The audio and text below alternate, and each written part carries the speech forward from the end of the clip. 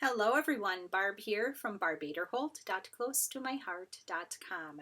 Well, today I'm going to show you how I'm assembling these little treat boxes. This is a 3 by 3 by 1.5 inch sized clear plastic box. I found them at Hobby Lobby in the wedding section, so I think that a lot of people use these for the almonds or little candy treats, a little favor at weddings. So I'm going to show you how I am putting this together. These are for a group of attorneys.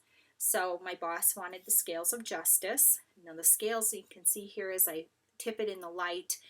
This is vinyl. I was going to do paper, but paper I would have had to individually glue all of those pieces on there, and that looked like it was going to take a long time. So I thought, ooh, vinyl, sticky, put it on, quick, fast. Yep, that's me. I did use my Cricut to write out a quote, and I will show you why I'm using this when we assemble. But you can see here that I did some stamping, and my stamping features mink ink, which is a lighter. And then the stamp of the month for September of 2023, it is called Thoughtful Tokens. I used this big butterfly-ish image, and I love what that adds. I also did a little swiping on my ink pad to put a little ink around the edges. I'm only doing 20 party favors, so it's okay. I could do the extra inking. If you're doing a lot of favors, 100 or 200, skip the inking. Don't do it. It'll take too much time and it's not worth it. Here's a little justice for all. Again, this is a group of attorneys, my boss being one of them. And I will show you, this was a different quote that we were considering, but she did, this is a group of women attorneys, and she did want a Ruth Bader Ginsburg quote. But look at the difference that makes. To have that extra stamping on there and the inking around the edge, it really elevates the image. So I think I can get going here. I have a strip of some paper. I think this is a current-ish paper, but you can use whatever paper you have. This is 1.5 inches by 11 3/4. The key here is that 1/4 inch getting lopped off the end. Here's my little box. They come flat, so you get your hands in there and you start bending and manipulating the plastic. The bottom, I fold in the 2 side flaps. And sometimes, I'm going to try to keep this. I have to get it close to me to see what I'm doing. So I've got the side flaps in, and then there's this back flap. And then there's this other flap. And in here is a place for this little tab to go. So I tuck it in and get that first part tucked in, and then you just bend this other side and get it to go in the other end, and it just snaps into place, and that holds together nicely. Again, give a little bend.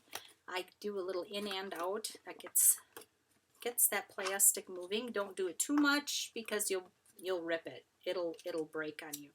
But I like to do it a little bit just to make it easier.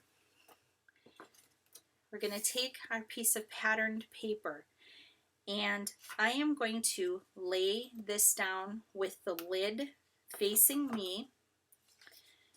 You take the pattern paper and place it how you want to see it. So the pretty side out, and scoot it in all the way. And this is where a nice flat bone folder works well. And you do a little creasing into that corner. Then we are going to rotate the box, and again, I'm pushing that paper forward, and you want to make sure that your recent corner is staying snug in its spot. Take your bone folder, give it a little press, and rotate again. Now I find that this particular corner really likes to pop out. So you want to be very mindful of that one. Make sure it's scooted toward the bottom. I use my finger to get it started and then come in with my bone folder. And you can see by taking off that 1/4 of an inch, that works out perfectly. I just happened to get lucky on that discovery. So I'm going to fold this, and I'm going to close this without tucking in. So I have my scales of justice, and I'm going to put this on the top lid. So I want it so that the top opening flap faces me, and I'm going to center it eyeball on the top. Give it a little bit of a rub. In this little Justice for All, I'm going to take a little bit of some 3D foam tape, whatever you happen to have on hand. I'm going to wax some off, and I'm going to get 3 little chunks. And I know this because I've done a few of these.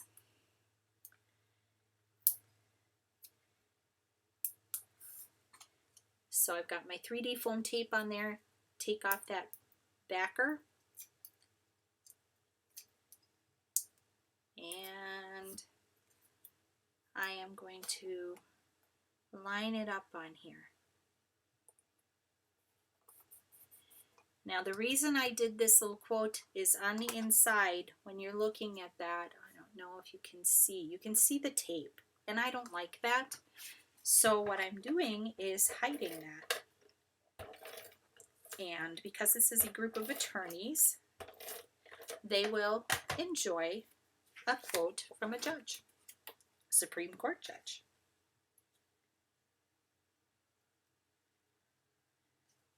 So I'm just sticking it right on there, and that covers up that adhesive, and it looks perfect.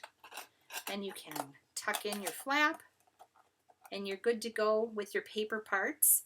I did throw a little string on here, so I leave it a little long, and I'm going to wrap it around, bring it up, leave it a little long. You could be a little more miserly with your string. I find that I struggle tying the string. So for me, it makes more sense to waste some string, if you will, to get a better looking knot.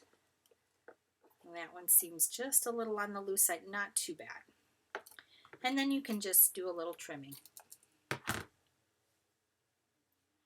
And that's it. That is a quick assembly of those little favor boxes that you can get at Hobby Lobby. And super quick and easy. A nice way to use up some paper that you may have in your stash. I think I will make some of these for Christmas favors. I think that will be a really fun thing to do. And that's it. Another little sneaky way to use that stamp of the month, and all is well. Thank you so much for stopping by. Have a blessed, crafty day, and I'll see you next time.